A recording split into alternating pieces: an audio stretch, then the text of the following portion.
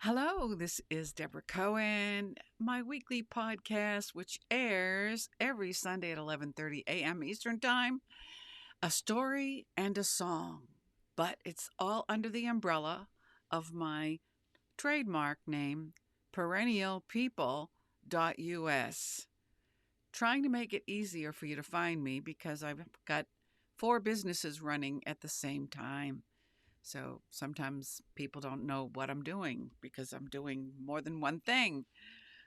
A lot of entrepreneurs are doing that today. So we have an umbrella website. Again, that's perennialpeople.us. And this is part two of history in America and why it's important to know our history.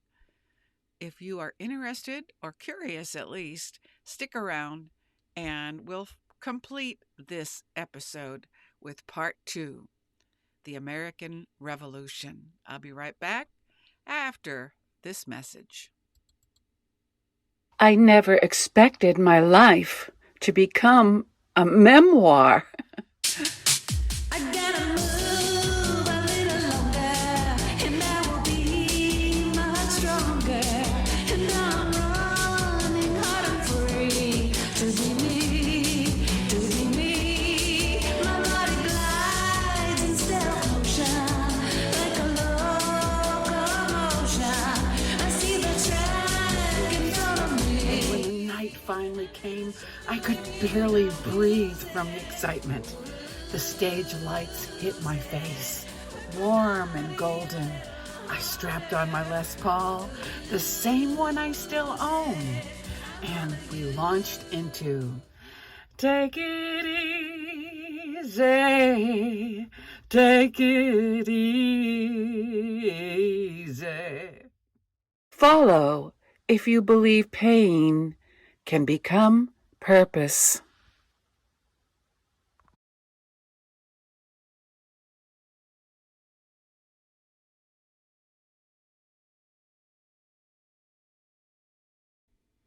And again, this is Deborah Cohen, and this is part two of Ellen Guelzo's article from SapirJournal.org, an interesting place to learn about Jewish history, and in this case, American history.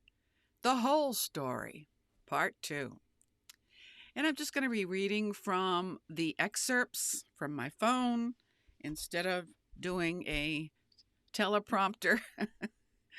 I've gotten some, like, it's got to be guys, right? Guys that are saying, this is a bad AI of somebody, an AI robot reading the teleprompter. And like, no, it's not an AI. I'm talking about like these guys that drop these stupid comments and think that when I'm reading from a teleprompter, it's a botched up AI video. It's actually me. So I thought, well, maybe I'll go back to reading from my phone. At least you know it's me, right? I hope. Okay, let me put on my reading glasses as we begin. The American Revolution was an experiment in government from the bottom up, without hierarchies and aristocrats, and this has fostered the sense in American minds that we are an exceptional people. Of course, we are, but all people are exceptional if they choose to be. But there are some particular difficulties in the path of writing and teaching American history. The first of these has already been alluded to last week, that the American Republic is, as the Great Seal of the United States proclaims, a novus ordo seclorum, a new order of ages, and consequently was meant to be a fresh start for human history that renders all past irrelevant to Americans. This futurism may be what the French Revolution and many subsequent revolutions since have believed about themselves, and what that talented propagandist for the American Revolution, get ready as I name him, hold on to your seatbelts, a propagandist from the American Revolution, what name comes to mind?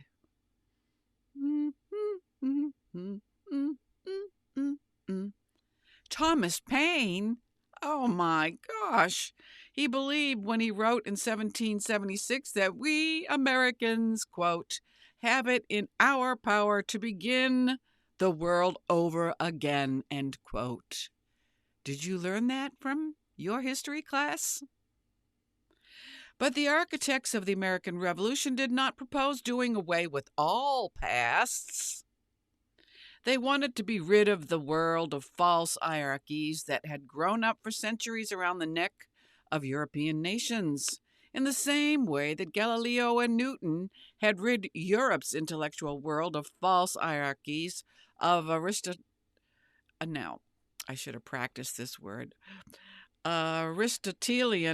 physics in favor of the natural physics of astronomy and gravity. But their experiment was novice because, like Galileo's and Newton's, it dared to recur to the first principles of governance, which is why the American revolutionaries industriously dusted off Polybius, Plutarch, Thucydides, Virgil, Cicero, depending on how you like to say it, and Xenophon, as though passing an exam in classics. And Thomas Jefferson, observed the revolutionary leader James Duane, was, quote, the greatest rubber off of dust, end quote, that he had met with. The greatest rubber off of dust. I don't think we say that today in 2026, but it sounds like a derogatory commentary, doesn't it? You are the greatest rubber off of dust.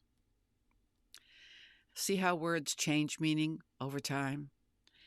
Nor was the generation of the American founders shy about requiring the teaching of the Revolution's history to succeeding generations. It was critical to them that the earliest school textbooks be filled with a, quote, number of stories, mostly taken from the history of America and adorned with a short and easy explanation of the Constitution of the United States, end quote, in which, quote, the great principles of liberty and of the federal government are laid down and explained, end quote. 70 years later, the Swiss traveler George Fish was impressed by how, quote, the schools of the North are centers of the most intense patriotism.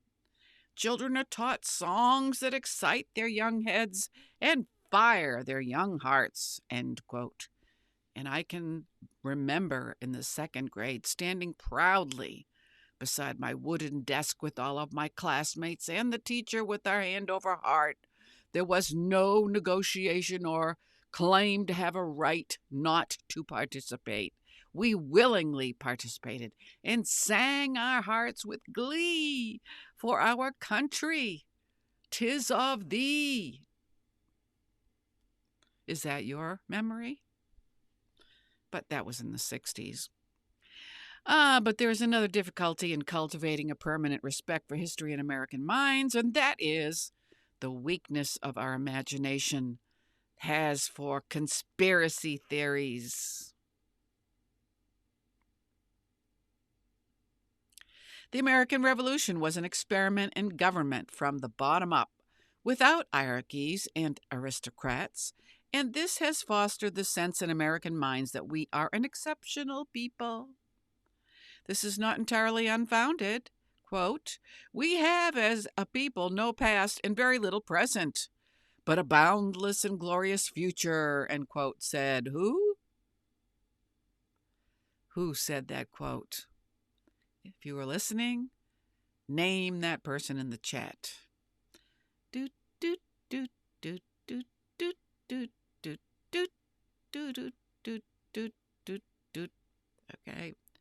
The answer is Frederick Douglass, himself once a slave, but who devoutedly believed that American mobility and self-transformation were without a copy anywhere else in the world. But there is a difference between being exceptional within history and imagining that we are an exception from history and can make it up from whatever point seems convenient. The Confederacy, for instance, invented a history around race and soil, but it was really little more than an accusation that one half of the American nation had conspired against it. The Confederates were, if anything, obsessed with conspiracy, since they imagined a slave insurrection around every corner and tried to erase that terror by confecting the fairy tale of the happy and contented slave. We do have slavery today in America, but they're sex slaves. Nobody wants to hear about it because it's an ugly sin.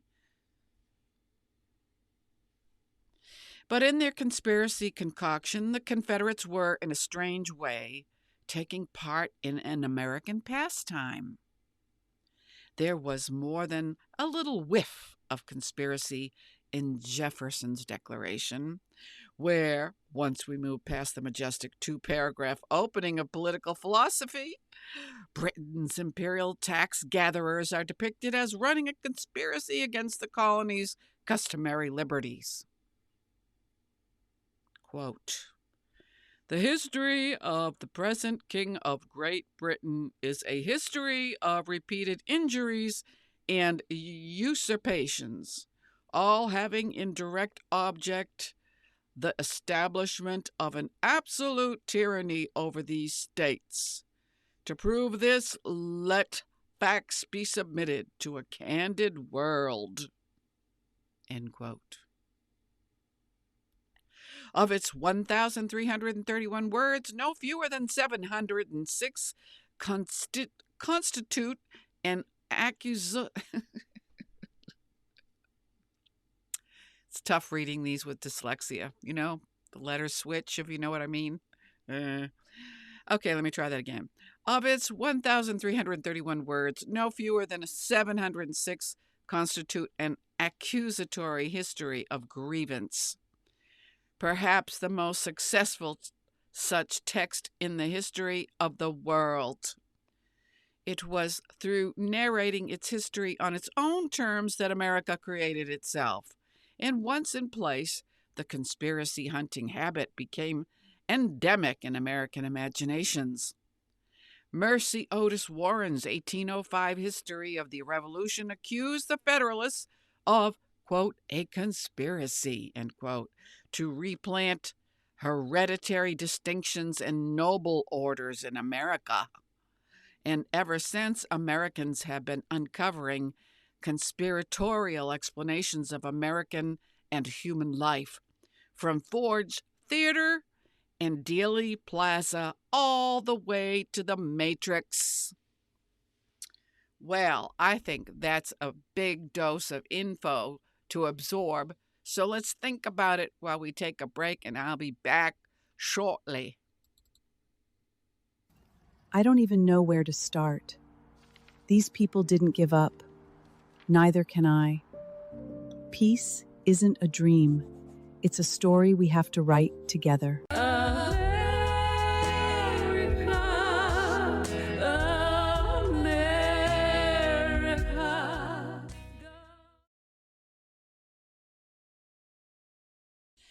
And this is Deborah Cohen again, and we're talking about Alan Guelzo's article from SapirJournal.org. This is part 2, A Return to Teaching History. And if you want to get your free copy of this wonderful journal, just go to Sapir, SAPIR journal.org, and look for this article, A Return to Teaching History, or many other articles.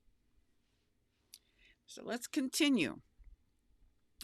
The appeal of conspiracy theories in America has some important roots in our break with the aristocratic past. For all their indignities, aristocracies, don't turn me off, I know, I'm sorry. Aristocracies often serve as a bridge to the past and a reminder that the past contains few real novelties, much less mysteries. In America, absent such a check, any answer to the questions of the past become as good as another, whether rational or merely impulsive. Conspiracy theories offer their adherents the thrill of a special knowledge of how things came to be, a secret gnosis that none but initiates enjoy and that explains everything. A sure sign that, like a plastic decoder ring, it explains Zippo. In other words, nothing. Conspiracy masquerades as explanation, whether of the past or present. Its ambition is to replace history. It's happening today, people. Students are being, in America, being taught propaganda as truth. And they develop hatred against certain nations because they think they're doing something good. But it's because they haven't been told the whole truth, which is what I am trying to do. Get the whole picture. Check your sources. Ask more than one person. When you develop a fire in your bones for a cause, make sure you get the whole story, Greta. Even when it purports to deal with history, it substitutes for the complexity of history the all-or-nothing eureka of sensational plot construction. Narrative becomes melodrama, suspicion, accusation, indictment. Unlike some conspiracy theories, anti-Semitism refuses to take the form of a harmless eccentricity. After all, the intensity with which a handful have insisted that John Wilkes Booth was the agent of a conspiracy led by Edwin M. Stanton to murder Lincoln, and that he escaped capture to live out a life incognito in Oklahoma or Texas, take your pick, has not noticeably affected American foreign policy or the price of eggs. Anti-Semitism is another matter, and its resurgence of late in the United States should not be mischaracterized as Pamela Nadell's anti-Semitism, quote, an American tradition makes clear, as having emerged ex nihilo. Quote, in this book, Anti-Semitism, an American Tradition, there's a quote, colonists not only carried rucksacks to America, they carried ideas about Jewish enmity and degeneracy that dwell at the core of Western civilization, end quote, she writes. And continues by saying, quote, the first Jews to land in New Amsterdam in 1654 faced them head on, end quote. 3.5 centuries later, it springs up again like some noxious, self-multiplying weed. On the political right, the so-called Christian nationalists wish to believe that the United States was founded by self-conscious Christians to be a self-consciously Christian republic, only to have that identity spirited away by heretical secularists, globalists, and you know who. But the political left has had its own share of conspiracy theories over the years, making money madness, class madness, race madness, and other madnesses, often with the Star of David woven into the infographic or cartoon, the soul and secret drivers of American history. Christian nationalists would have us adopt domestic policies that would make one religion the standard of civic virtue, while the left would make the same demand for some favorite quasi-religion as well. No one, and least of all myself, has any wish to dismiss the importance of religion or money or class or race in American life. That would require yet another conspiracy theory. But 250 years and a population of 300 mil do not resolve themselves into such sorry. Scratch that. Do not resolve themselves into such quick, reductive formulas or along such simple and uncomplicated lines. The conspiracy mongers lack, in other words, Sitzfleisch. And you'd have to know Yiddish to know what that means. Good history, with all its complexity and self-contradiction, all its many voices and desires, inoculates us against conspiracy theories. It invites reason to mount the bench of judgment and holds off panic and fear that some of heretofore unsuspected catastrophe is about to be visited on us. It is an intellectual guardrail against rage and vindictiveness. It inculcates humility in the face of both human accomplishment and human depravity. Good history doesn't sing a single song, and it doesn't claim to have discerned a right side that others must be blind or wicked for not seeing. As Americans move into semi-quintennial of their independent republic, it might be worth taking the advice of an English contemporary of the Revolution, Samuel Johnson, who in his 1759 philosophical novel Rasselas wrote, quote, "There is no part of history so generally useful as that which relates the progress of the human mind, the gradual improvement of reason, the successive advances of science, and the revolutions of the intellectual world." End quote. This is worth listening to because we do a great wrong to the victims of oppression and theft. And who among us is silly enough to pretend that there are no such victims in the American story? By producing for this 250th anniversary the kind of nationalist soap operas in which all the brothers have been valiant and all the sisters virtuous. Americans should confess the shortcomings of our history as full parts of our identity. And for good and ill, the irony of much of our new history, which purports to discover unseen webs of oppression and exploitation, is that it simplistically ignores how we have always known about those webs, always exposed them, always struggled to tear them down. It was not yesterday, but 1842, when Henry Wadsworth Longfellow, much like Frederick Douglass, warned. Right here is what he says. "There is a poor blind Samson in this land, shorn of his strength and bound in bonds of steel, who may in some grim revel raise his hand and shake the pillars of this commonwealth till the vast temple of our liberties, a shapeless mass of wreck and rubbish, lies." End quote. Did you understand that, Old English? At the same time, while you cannot tell fictions of purity and expect them to carry the weight of historical fact, you also cannot tell fictions of unrelenting gloom without delivering a demoralized people into the hands of the world's tormentors. No one has loved stories of American failure more than those who feared what American success might do to their demented dreams of power.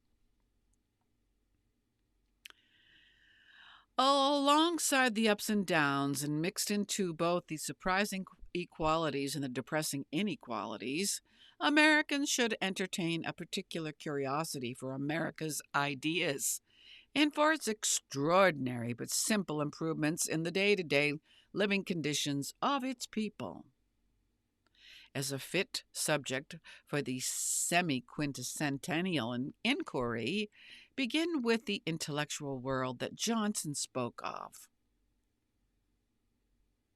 Josiah Royce, America's most needlessly neglected philosopher, insisted that in America, quote, wherever you go, you find the typical American sensitive to ideas, curious about doctrines, disposed to plan great things for his country and for his community, proud of both, jealous of their honor, discontented with the life that is now, end quote. It is about time we took that estimate seriously and flung away the Whitmanesque notion that Americans are only interested in the bottom line. Move then to the improvement that Johnson thought so vital to a useful history.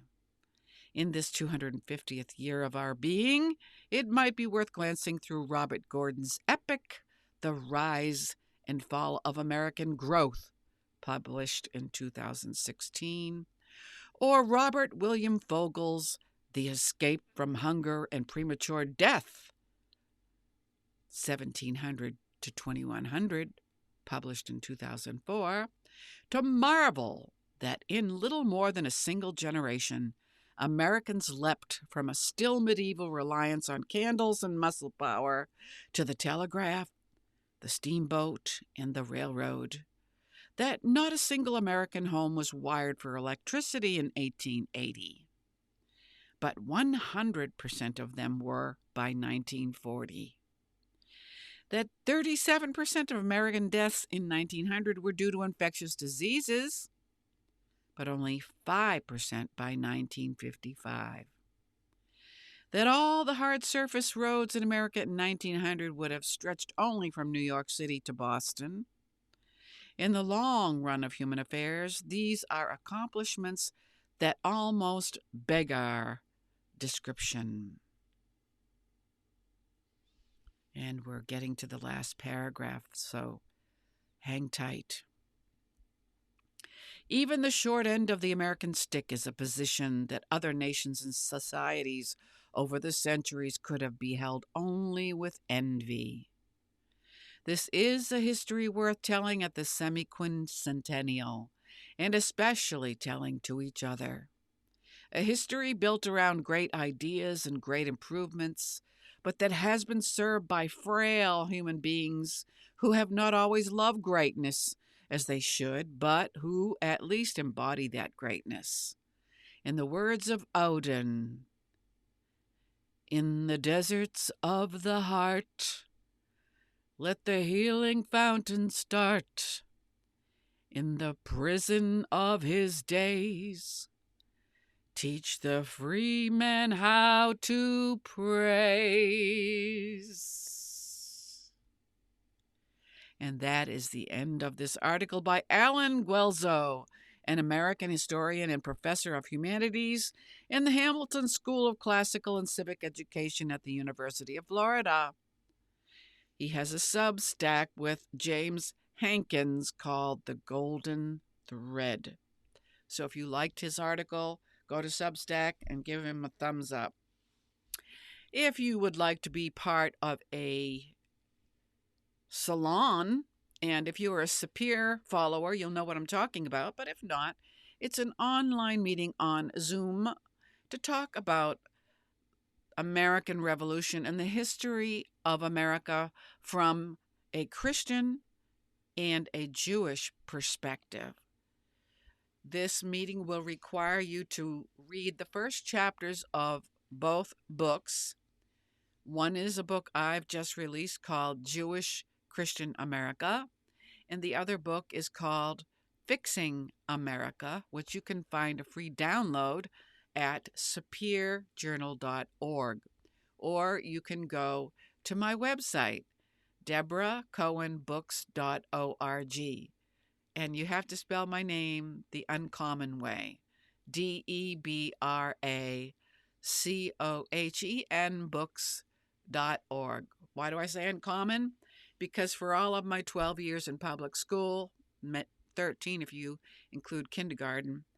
My teachers always spelled my first name Deborah because that was the common way to spell it when that name was popular in the 1950s.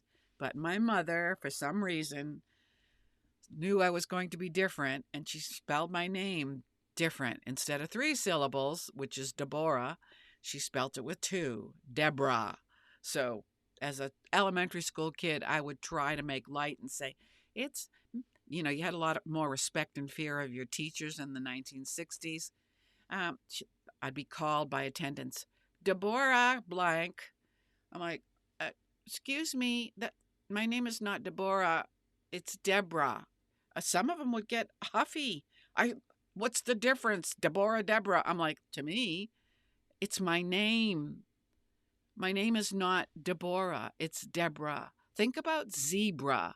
It's just take the word zebra and put a D where the Z is. That's all. I mean, why say my name wrong? Anyway, let me not get on a rant.